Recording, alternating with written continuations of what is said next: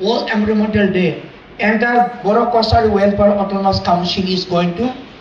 conduct here one program, a plantation program, and there will be a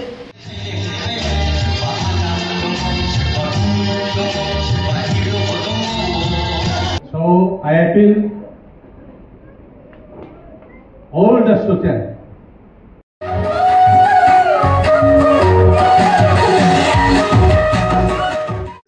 गिबियावनो नोंथांनि news portal आं बरायग्रोनाय जाबाय आरो नोंथांमोनखौ जोंनि फरायसालियाव फैनायनि थाखाय आंनि गोसो गोरबोआव अननाय आरो सिबिनायखौ जासिग्रोनाय जाबाय। दिनै गिबि खेब जोङो जुदिअ 7 निफ्राय जोंनि 11 थाखोखौ जों जागायदोंमोन हामबाराय बाथौ इंलिश सिनियर सेकेन्डारि फरायसालिखारि जोङो सेमावनो बिदि फरायसालिया जुथुमा बा फ्रेशमेन ससियेल मिटखौ जोङो माबा मोनसे जाहोननि थाखाय आरो खुंनाय जागोन खिन्थु देग्लाय जों गिबि खेबनि थाखाय जों लाबाय जिहेतु जोंनि फरायसालियाव 11 थाखोआव आर्ट्स आरो साइन्स आयदा बे मोननैखौबो जोङो थिसननाय जाबाय। इतिमध्य जोंनि फरायसालियाव फरायसालि जों 40 सासो जों मोननो हाबाय। खिन्थु थारैनो नैबे जोंनि सिभिल साख्रि खालामनो थाखाय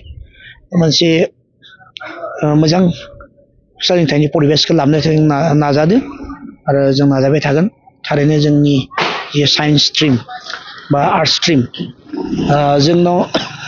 इंलिश मिडियामल' नङा गुबुन मिडियाम बर' मिडियाम बा आसाम मिडियाम फरायसालियाव फरायनो हायो। जिहेतु जोङो जोंनि एमआइएल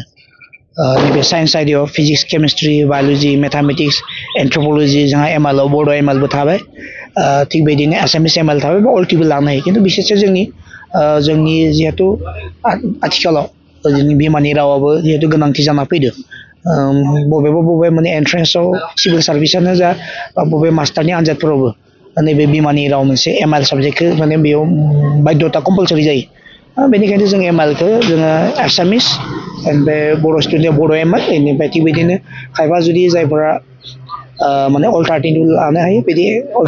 एमआइएल हिसाबै अल्टारनेटिभबो लानो हायो। थिग बिदिनो आर्ट्स साइडआव जोङो बिदिनो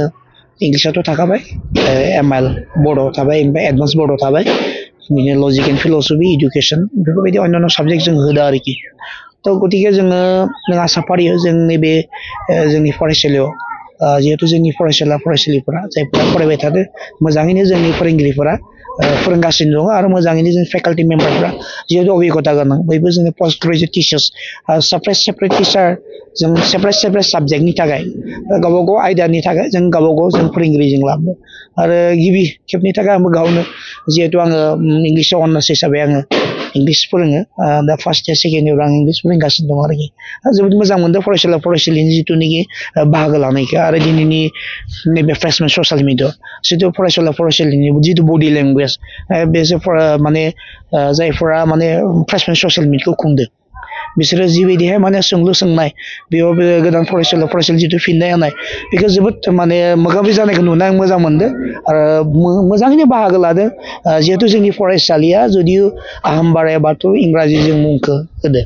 अब्लाबो जिहेतु गोदो बाथौ मिसन होननानै जों आवगायाव जों जिहेतु दोनखायोमोन नाथाय जोंनाव किसुमान गुबुन हारिफोरखौ जोङो लाफानो थाखाय बे मुंखौ जोङो सोलायनो गोनां बाध्यता जाबाय। दा बेफोरबायदि बिथिङाव जों दा माल्टिकालचार माल्टि टेलेन्टेड जोङो जिहेतु बर'ल' नंला जों मिसिंखौबो नुबाय एसामिसफोरबो नुबाय बिहारि बाङालि अन्यान्य जातिनि सुबुंफोरखौबो जों नुनो हादों। थ' गतिके बेयाव जोङो एकाटा बर्डे माने जिहेतु जों मिथिगौ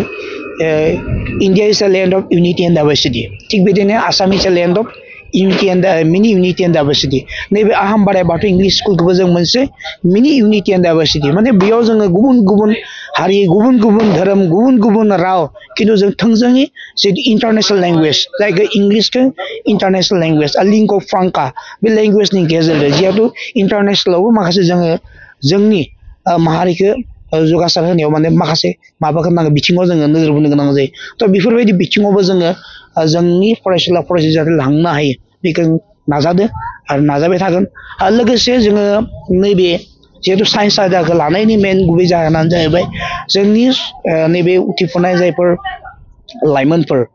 बेनिफ्राय थिग बिदिनो जायफोरा माने क्लास 10 पास जाबाय जानानै गुबुन गुबुनाव फरायनो थांनानै माने उनाव हाई सेकेन्डारिफोरखौ माने हाई सेकेन्डारिनि देवनाखौ बारबोनाय जों खोनानो मोना बिथांमोना माने साफा सानैल' माने डक्टर बा इन्जिनियार साफा सानैल' माने नैबे लेभेलखौ सेफायनो हायो बा